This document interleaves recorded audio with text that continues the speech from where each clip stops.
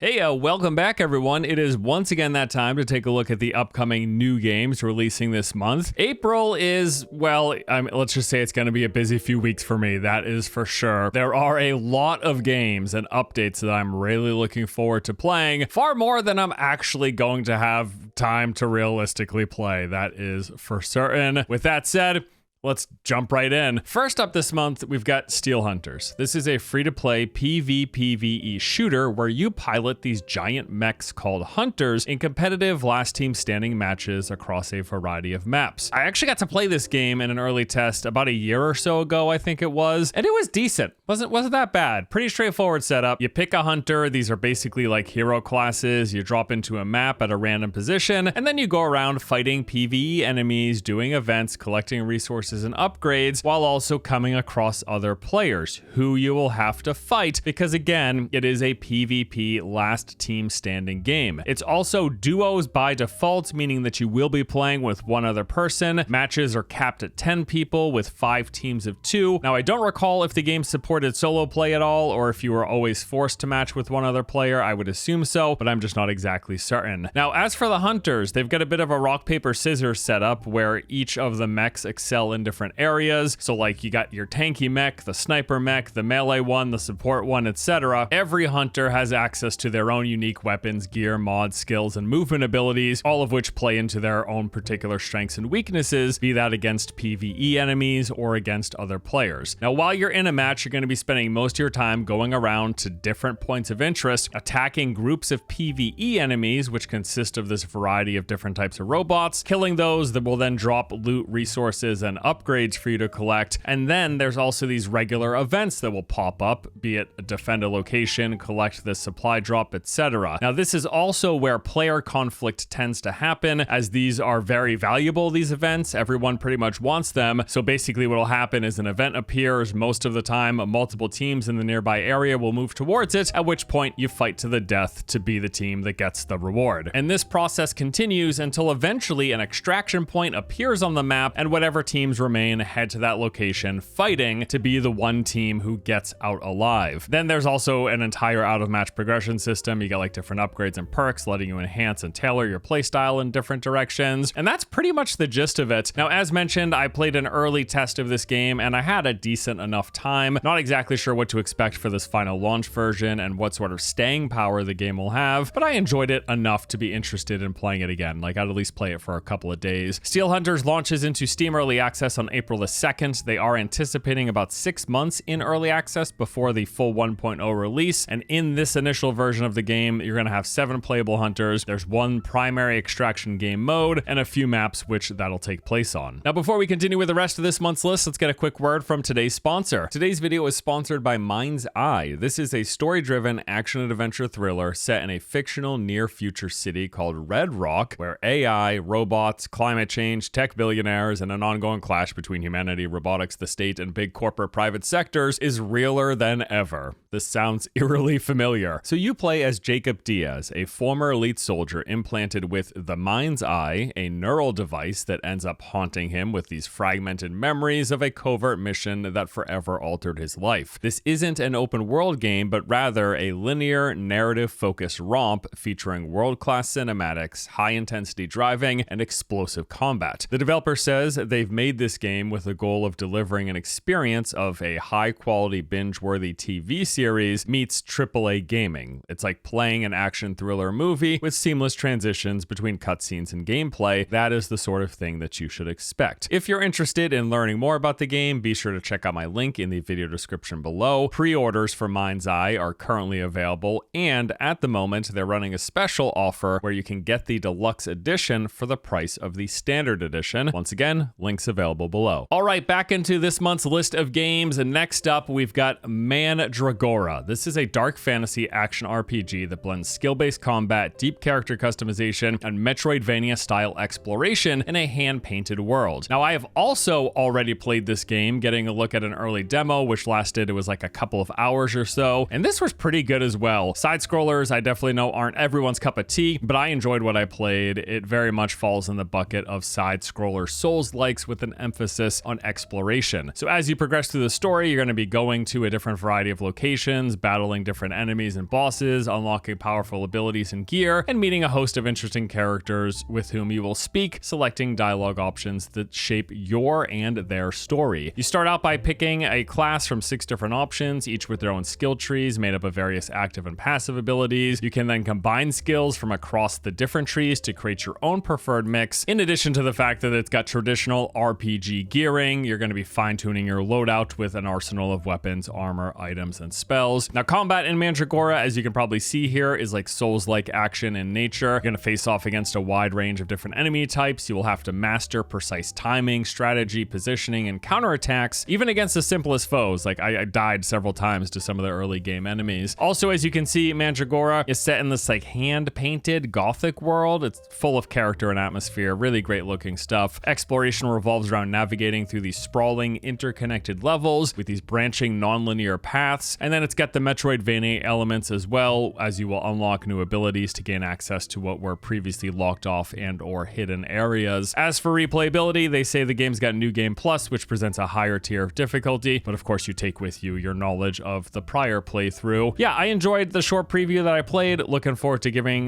this a look with the full thing. Mandragora will be releasing on April 17th for PC, PlayStation, Xbox, and Switch. Defiance is back. Yes, that Defiance, the open world MMO looter shooter that originally launched back in 2013, the same game that also had a sci-fi TV series tie-in, which actually wasn't half bad. Well, despite having its official servers shut down just a few years ago, the game is making a comeback and re-releasing this month.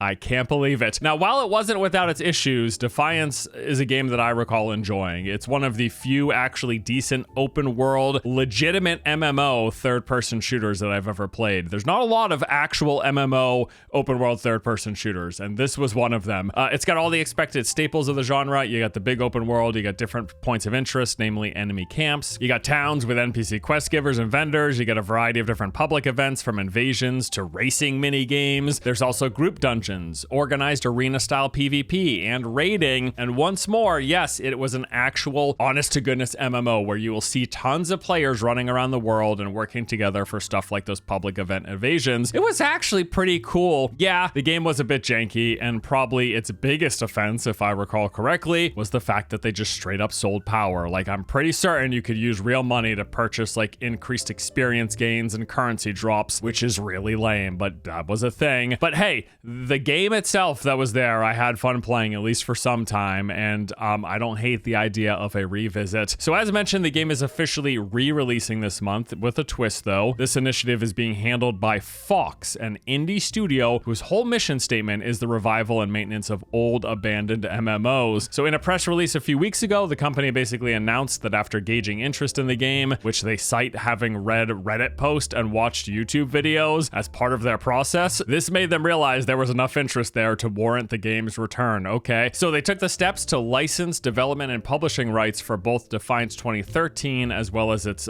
twisted version, Defiance 2050, across all platforms. They're going to start out by re-releasing the original game on PC, and then depending on how that goes, they will look into reviving the console version later as well. I mean, hey, look, I will absolutely play this thing again, even if it's just for a few days and a trip down memory lane. Fine by me. Defiance is re-releasing officially on April 18th. Probably my biggest disappointment here, though, is that it's not happening on Steam. Rather, it looks like you're going to have to download a separate client from the company's website, a move which most certainly is going to drastically limit the game's player base. Clair, Obscur, Expedition 33. As I mentioned in a prior video talking about this game, when I first heard about it, I just assumed that this was like some long-running series that I had never heard of, but no, it's a brand new game, and you know what? It actually looks and sounds pretty darn good. Early hands-on impressions that I've watched have been extremely positive. This looks like one to keep an eye on. So the game itself is this interesting blend of a story-focused adventure where you will explore this fantasy world inspired by Belle Epoch France while engaging in combat, battling enemies with this unique blending of turn-based RPG and real-time mechanics. It's also got a pretty interesting premise and world as well. It's set in this place where once a year, this character called the Paintress wakes up and draws upon her monolith a cursed number, and everyone of that age dies, turning to smoke and fading away. So year by year, that number ticks down and more people get erased. The game begins the day before she's about to wake and set to paint the number 33, and you take the role of this expedition team set out to stop her. Now, while working to complete your tasks, you're going to be exploring this enchanting realm populated by surreal adversaries, wandering through breathtaking landscapes from the Island of Visages to the Forgotten Battlefield, discovering secrets and hidden quests along the way, finding allies of fortune in these creatures of legend, and recruiting special companions to access new travel methods and discover secrets around the world. As you progress, you'll meet new people, filling out your roster, crafting this unique blend of expeditioners that fit whatever your preferred playstyle is by choosing their gear, stats, skills, and synergies. And then in addition to that turn-based layer of combat, you can open what are called active dimensions, where you actually have to dodge, parry, and counter in real time, chaining combos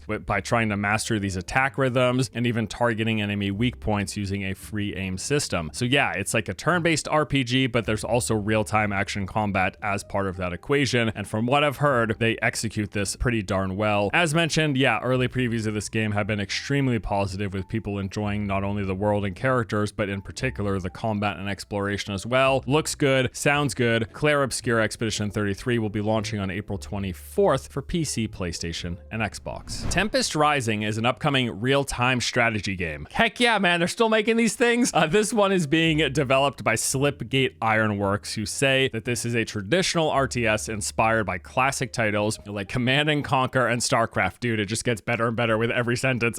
Sign me up, dude. So Tempest Rising, this game is set in a fictional 1997 in this war-torn world that has been taken over by an anomalous plant called the Tempest. There are two factions waging for global war for control of this resource. You got the Global Defense Forces and then the Tempest Dynasty, with a mysterious third faction lurking in the shadows. So the gameplay loop involves the usual expected things. You collect resources, you build a base, you produce units, and then you micromanage your forces as you go out and attack and trying to win the battle with fast and fluid combat. Features include 3 unique factions with asymmetrical power, each offering its own distinct economy, playstyle, and unique roster of units. Units also earn veterancy based on damage dealt against enemies, with 3 levels to progress through, getting stronger. There are 2 story campaigns told both in combat and with in-engine cutscenes. You'll take on the role of commander in the highly mobile peacekeeping corps of the Global Defense Forces, or the hard-hitting Tempest Dynasty, as the 2 wage war over the Tempest. Multiplayer includes skirmish, custom games, and ranked matchmaking with ELO, and for customization, they got built-in options to allow players to approach the game their own way in both single-player and multiplayer modes. Yep, to everything here, absolutely yes, sign me up. Tempest Rising, RPGs are back, baby, launching on April 24th for PC. All right, so those are the main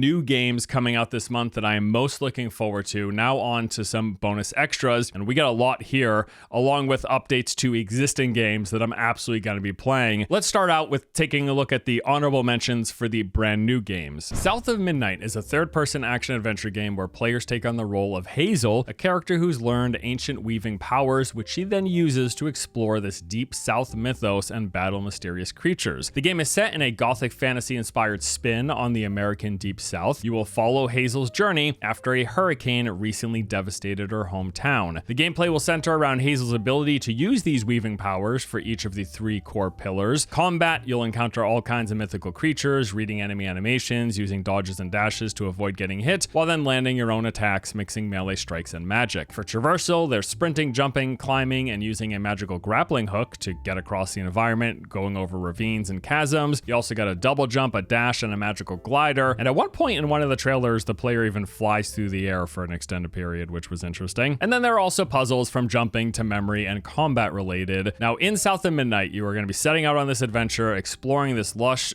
decayed county of Prospero, full of dangers as well as friendly locals alike, with this crafted visual style, touching storytelling, and immersive Southern-inspired music. This sounds really interesting. South of Midnight will be launching on April 8th, coming to PC and Xbox. Commandos Origins is the long-awaited next installment in the Commandos franchise, promising a return to the classic gameplay and storytelling of the early PC games in the series. Origins' narrative centers on the founding of this elite squad as Green Beret Jack O'Hara is recruited by Commando Sergeant Hancock with the mission to strike back against the growing Nazi empire. Key features include challenging real-time tactical stealth gameplay. You'll have to make the best use of your unique abilities to infiltrate enemy bases. It's got 6 unique characters, each with their own storied history. Many paths to victory with detailed, varied, and interactive environments offering multiple approaches to reach your goal. You'll play through more than 10 missions in historically authentic World War II environments spanning from the barren Arctic to the African desert, and you can take on missions either alone or with a friend in 2-player cooperative multiplayer mode, online or via local split-screen co-op. Commandos Origins launches on April 9th, coming to PC and Xbox. Descenders next. This is an extreme sport boarding game with sprawling snowy peaks, winding dirt tracks, and tons of parks for you to conquer. They're calling this a reimagining of extreme sports. Find your own path as you attack the mountain in style, shred it up alone, or join other people from around the world. You can control even subtle movements of your rider with this in-depth physics and trick system. They got fully featured character customizer as well as a rep system, letting you unlock new threads, gear, and boards. Bunch of different biomes offering unique terrain to explore, and loads of challenges like grinding on a greenhouse or jumping over massive chasms. Descenders Next launches on April 9th for PC, PlayStation, and Xbox. Now, there was one other game that I was keeping my eye on that was scheduled to release this month. However, that got delayed. That game is called Sand. It's an open world PvPvE extraction shooter where players also operate these giant walkers across this post-apocalyptic dunes on a fallen planet. This looks like something that I would really enjoy, but just last week they delayed the game from what was a scheduled early April release. It was supposed to launch on April 3rd, and then just the other day they're like, whoops, no. Currently the developer's saying that they're still planning for 2025, but they don't have an exact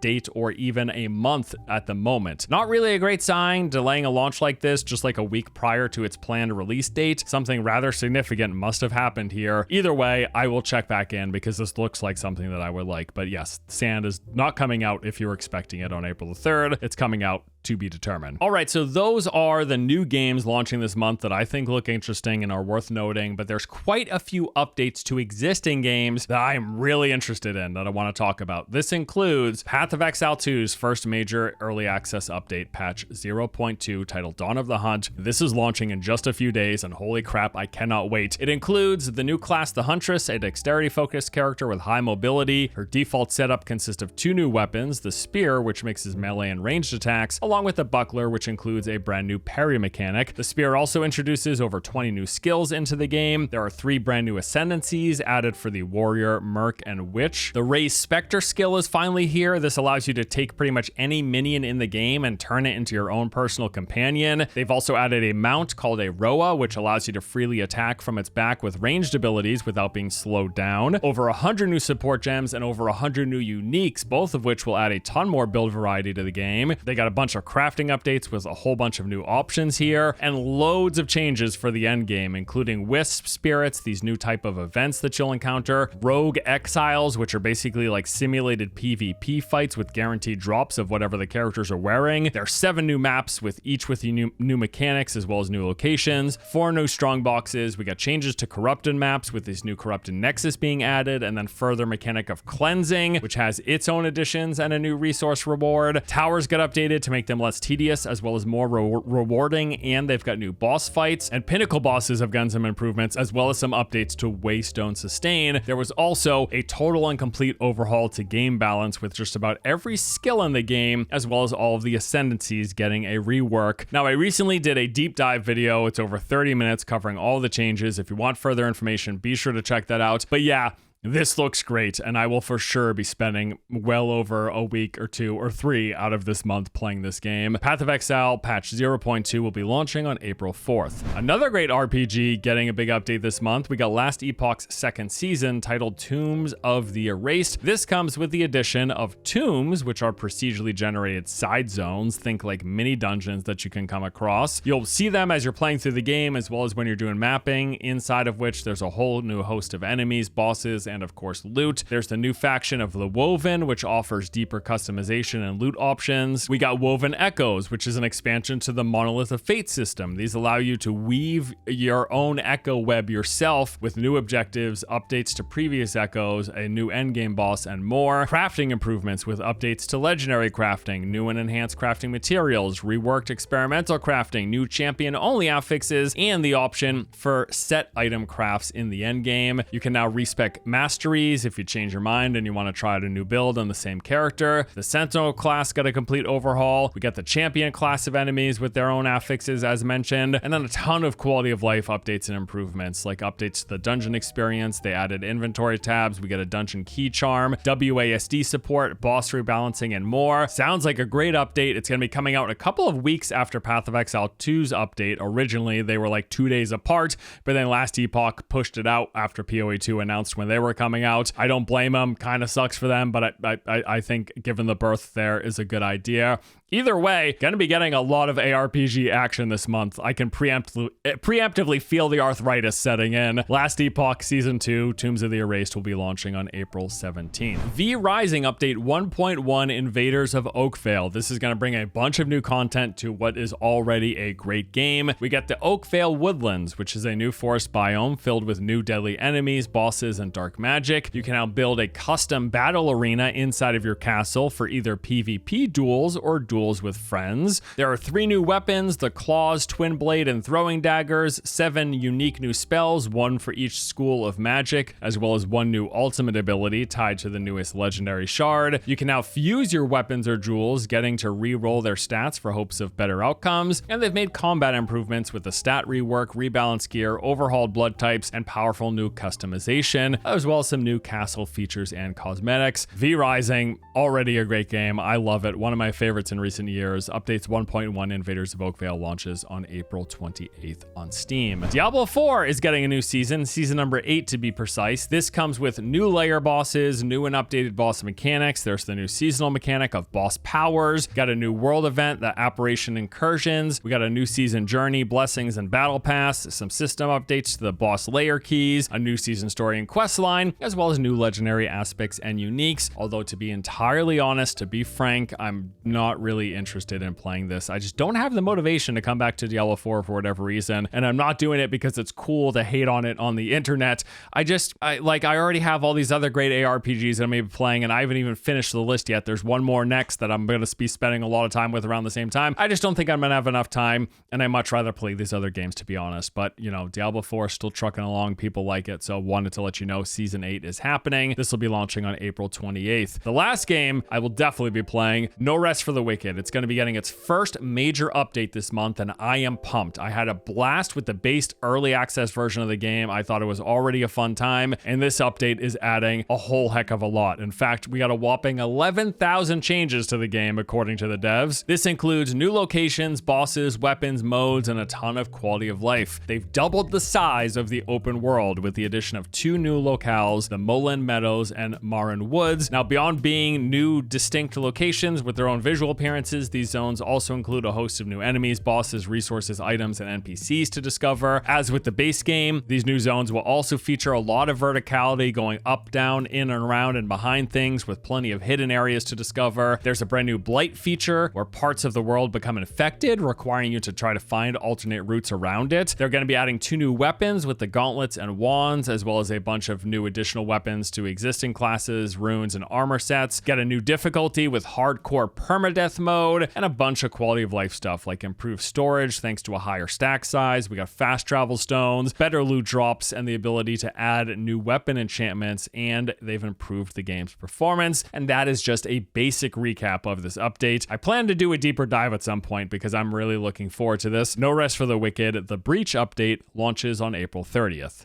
Yeah, man, this month is gonna be a doozy. I'm gonna be having to make some decisions, especially in the back half of the month. There's just like a lot of games coming out in a really small period, and a lot of these games I'd like to play for a lot of time. So I don't know. Expect for there to be some coverage of a bunch of the games on this month's list. I guess I'll just keep the coffee pot running 24/7. That's the plan. Let me know below if there's anything that I missed that you're really looking forward to launching in April. I know I didn't cover actually every single game. We never do in these lists. We focus on the ones that I'm most interested in, then the ones I think you guys will be interested in, and then things like updates and betas. Not really a lot of betas this month that I thought were worth mentioning, but that's all for today. Thank you as always for watching. Hope you guys enjoyed the vid. I'll see you next time. Take it easy.